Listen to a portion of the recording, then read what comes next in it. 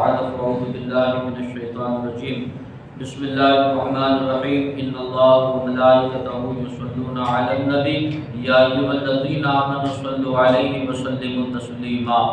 اللهم صل على سيدنا مولانا محمد وعلى آل سيدنا مولانا محمد وبارك وسلم صلاة وسلام عليك يا رسول الله صلى الله تعالى عليه وآله وسلم۔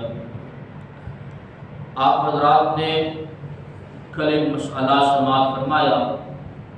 کہ جس کو نہانے کی حاجت ہو، یعنی جو شخص جنوبی ہو، ناپاک ہو، وہ قرآن شریف کو چھو نہیں سکتا، نہ اس کی تلاوت کر سکتا ہے۔ لیکن اگر قرآن کی آیت دعا کی نیت سے یا تبرک کے لیے یعنی برکت حاصل کرنے کے لیے، جیسے بسم اللہ الرحمن الرحیم، یا شکر کے لیے، یا چھینک کے بعد الحمدللہ رب العالمین، یا خبر پریشانی سن کر انا للہ و انا الیہ راجعون کہا، یا بنیت ثنا پوری سورہ فاتحہ یا آیت الکرسی یا سورہ حشر کی پچھلی 3 آیتیں هو اللہ الذی لا الہ الا هو الی آخر الآیہ، تو یہ پڑھے تو ان سب صورتوں میں قرآن کی نیت نہ ہو تو کوئی حرج کی بات نہیں ہے، وہ جنوبی شخص بھی کیا ہے اسے پڑھ سکتا ہے، لیکن دعا کی نیت سے پڑھے، قرآن کی تلاوت کی نیت سے نہ پڑھے۔ یوں ہی اگر وہ چاروں کل کی تلاوت کرنا چاہتا ہے، یعنی اس کو دعا کی نیت سے پڑھنا چاہتا ہے، تو لفظ کل کو ہٹا دے گا اور بعد کی جو الفاظ ہے وہاں سے شروع کرے گا۔ جیسے سورہ اخلاص تو قل هو اللہ احد سے شروعات ہوتی ہے، لیکن اگر جنوبی ہے اور وہ دعا کی نیت سے سورہ اخلاص پڑھنا چاہتا ہے تو وہ قل کو ہٹا دے گا اور کہاں سے پڑھے گا؟ هو اللہ الصمد لم یلد ولم یولد ولم یکن له کفوا احد۔ اسی طرح چاروں قل سے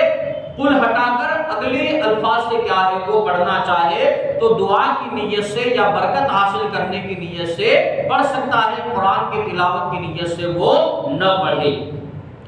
بے وضو کو قرآن مجید یا اس کی کسی آیت کا چھونا حرام ہے۔ جو بے وضو ہے اس کو کیا ہے؟ قرآن مجید یا اس کی کسی بھی آیت کو چھونا حرام ہے۔ بے چھوئے زبانی یا دیکھ کر پڑھے تو کوئی حرج کی بات نہیں ہے۔ بے وضو کیا ہے؟ قرآن مجید زبانی پڑھ سکتا ہے لیکن کیا ہے اسے چھو نہیں سکتا۔ قرآن کا ترجمہ فارسی یا اردو یا کسی اور زبان میں ہو تو اس کے بھی چھونے اور پڑھنے میں قرآن مجید کی کاسا ہی حکم ہے، یعنی قرآن شریف کی طرح ہی حکم ہے کہ جنوبی ہو تو کیا ہے نہ اسے چھو سکتا ہے نہ پڑھ سکتا ہے، اگر بے وضو ہے تو کیا ہے اسے چھو نہیں سکتا لیکن اسے پڑھ سکتا ہے۔ قرآن مجید دیکھنے میں ان سب پر کوئی حرج نہیں اگرچہ حروف پر نظر پڑے، یعنی اگر کیا ہے جنوبی ہے اور قرآن مجید وہ دیکھ رہا ہے تو کیا ہے اس میں حرج کی بات نہیں ہے، لیکن کیا ہے اس کے لیے چھونا اور پڑھنا دونوں حرام ہے۔ درود شریف اور دعاؤں کو پڑھنے میں انہیں حرج نہیں، مگر بہتر یہ ہے کہ وضو یا کلی کر کے پڑھے، یعنی جنوبی شخص ہے جس پر غسل فرض ہے تو وہ کیا ہے دعائیں وغیرہ تو پڑھ سکتا ہے، درود شریف بھی پڑھ سکتا ہے، لیکن یہ ادب کے خلاف ہے، لہذا بہتر یہی ہے کہ وہ وضو کر لے یا تو پھر کلی کر لے، اس کے بعد دعا یا درود شریف پڑھے۔ ان سب کو اذان کا جواب دینا جائز ہے، جنوبی شخص ہو یا بے وضو ہو، اگر اذان کا جواب دینا چاہے تو ان کے لیے اذان کا جواب دینا